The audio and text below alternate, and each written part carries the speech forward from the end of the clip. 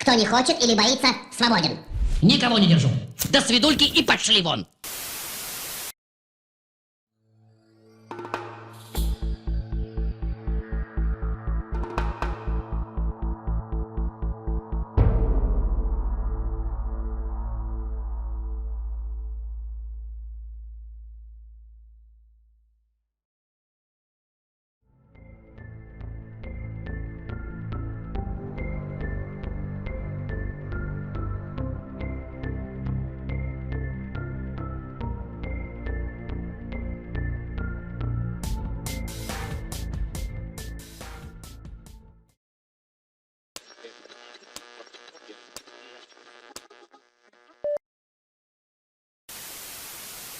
Both George W. Bush and Barack Obama have declared that Islam is a religion of peace.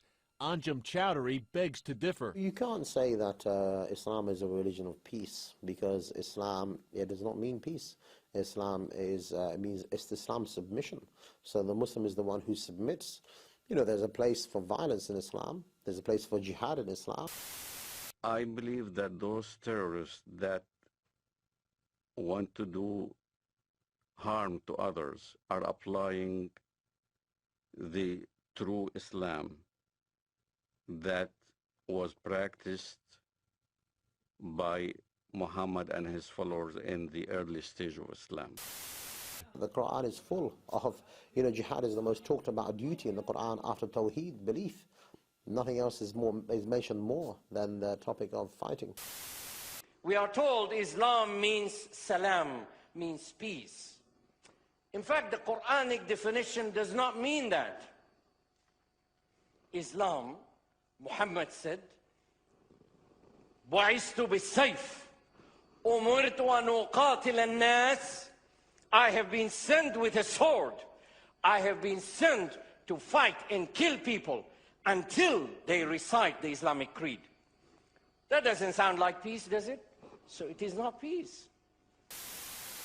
A couple of memes that Muslims use that you have to be able to understand and refute. Number one, Islam is peace. You hear that all the time, right?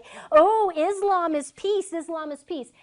The peace referred to in this statement is the peace that will come after the entire world has been completely conquered by Islam and all infidels have been executed. Then there will be peace.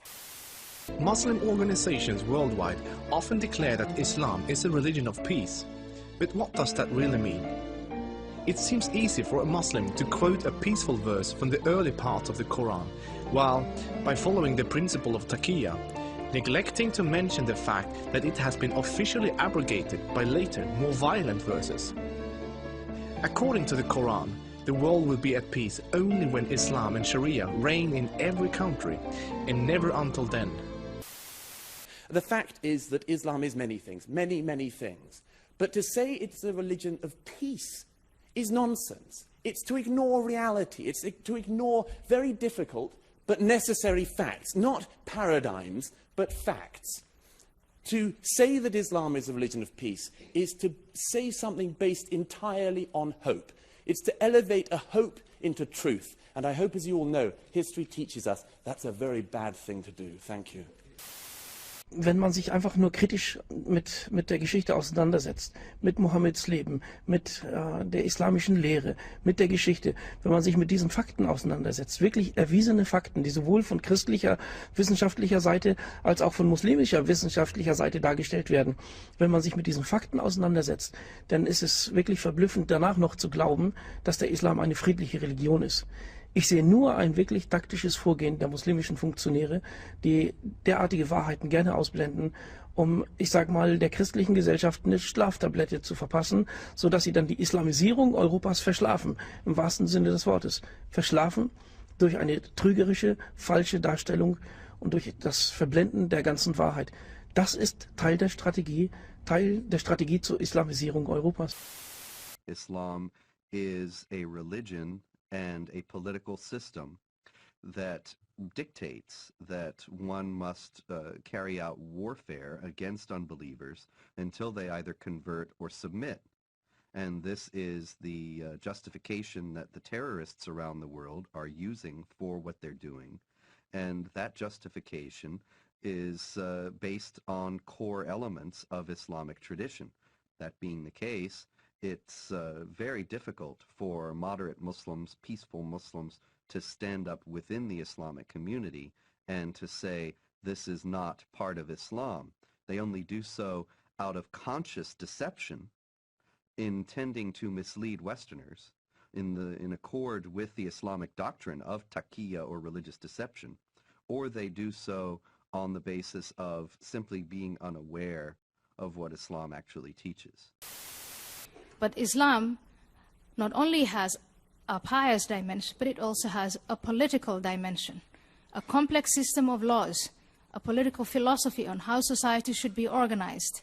And if you look at that political system, it's anything but peaceful.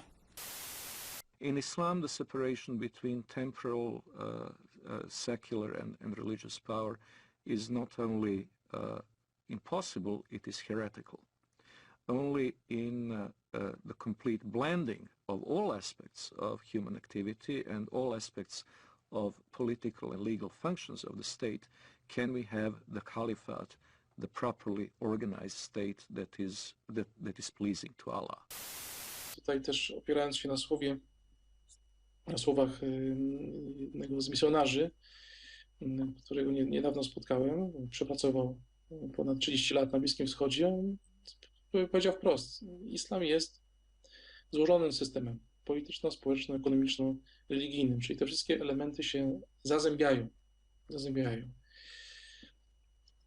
Czyli można powiedzieć, że islam jest nie tylko religią, ale wręcz ideologią jakąś. Tak, złożonym systemem, dokładnie. Islam is not simply a religion, but it is a whole system. You may think it is only a religion, but it isn't. It has another component to it. It is also a state. What does it mean that Islam is a religion and a state?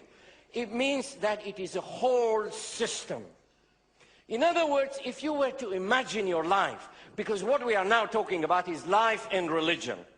If you are talking about a life, this is a non-Muslim view of life. If that square was life, then this is life for us. And religion is a tiny, weeny part of it. According to Islam, that is not the case. According to Islam, this box, the same box, becomes a whole religious system. And life, as you see it, is a tiny part of it. It means that this life, you eat, you drink, you sleep, you have business, there are governments, there are laws, it is all controlled by this religious system. So Islam is not simply a religion. It is a whole encompassing system. It is a socio-political, socio-economical, socio-religious, educational, legislative, judiciary, militaristic system, cloaked and garbed in religious terminology. It is a whole thing. Everything that a Muslim does is according to this system. Everything is encompassing. It is a whole system. Na czym polega totalitarny charakter państwa? Na tym, że kontroluje ono wszystkie przejawy życia, nie tylko publicznego, ale i prywatnego. Islam is a principle. Islam is a comprehensive system. Islam is a law. You may call it a religion. I don't like to use that word. It's too restricting. When we say religion, a whole lot of things just come up in the mind from all the movies and books and things that we've read. Religion seems like kind of restriction, like a suit you might wear, like going into some place like it might be to some people virtual reality. You've heard of that, right? So like virtual reality, you can pay for, you can go somewhere and develop and have your own religion. But Islam is not like that. No, it's not like that. Islam is a law. Islam is a system. Islam is a legislation. Islam is a regulation, and therefore it has dimensions by which you can determine and identify it. In its fullest form, it is a complete, total, 100% system of life. Islam has religious, legal, political, economic, social, and military components. The religious component is a beard for all of the other components. Islam has to be known as more than a religion. The idea that Islam is a spiritual religion like, for instance, Christianity, is completely incorrect. It would be incorrect to describe Islam as primarily, let alone solely, a religion. Since its early beginning in Muhammad's lifetime, it has also been a geopolitical project and a system of government, a political ideology, if you will. Chowdhury says his group is merely following core Islamic teachings. He says Islam is much more than a religion. This particular belief is more than just a religion. It's not just a spiritual belief. It is in fact an ideology which you believe in and you struggle for and you're willing even to die for because you believe in that. That is your whole life. I converted to Christianity. Muhammad clearly stated that in the ends of days there will be many who defect from the faith. Kill them when you see them, wherever you find them. So this is the question that the West needs to understand. What part of kill don't they understand? Ich kann aus eigener Erfahrung sagen, dass ich versichern kann, dass das, was in der Öffentlichkeit gesagt wird und was den Christen gesagt wird und das, was hinter verschlossener Tür in der Familie, in der muslimischen Gruppe oder Gesellschaft, in der Moschee, was da gesagt wird, das ist ein Unterschied wie Tag und Nacht. Und manchmal bin ich verblüfft über die Naivität des Westens, die Naivität der Christen, wie sie sich so verblenden und so verführen lassen. Ich bin so verblüfft, dass so derartige vorhandene Fakten in der islamischen Lehre, wo man nicht mal Moslems zu braucht, um sie zu verstehen, dass derartige Fakten einfach ausgeblendet werden. We just say that Islam is not like another leaf on the tree of religions. Islam cannot be compared with Judaism or Christianity. In fact, Islam is a totalitarian ideology with no room for anything but Islam. So it should be compared more with other ideologies like fascism or communism that are exactly the same. It was planned this way. It's a totalitarian political system masquerading as a religion. We have to call this, because if we don't call this out, they will defeat us with our own constitution. The reason Islam will not declare itself publicly at this time as a political organization or a political ethos is simple. The reason is because it can hide behind our religious-based hate crime and constitutional laws which permit freedom of worship, even though its core doctrine opposes such liberties that we take for granted. Ironically, these primary UK laws would ultimately oppose such a fascist and dangerous ideology like Islam if it was ever to be declared publicly that it is not a religion. We will never give in to terror or terrorism in any of its forms. I'm sick and tired of people saying war on terror. There's no such thing as war on terror. In World War II, how smart would it have been if the United States of America said that they were at war with the Blitzkrieg, or if they were at war with the kamikaze? A nation does not go to war against a tactic.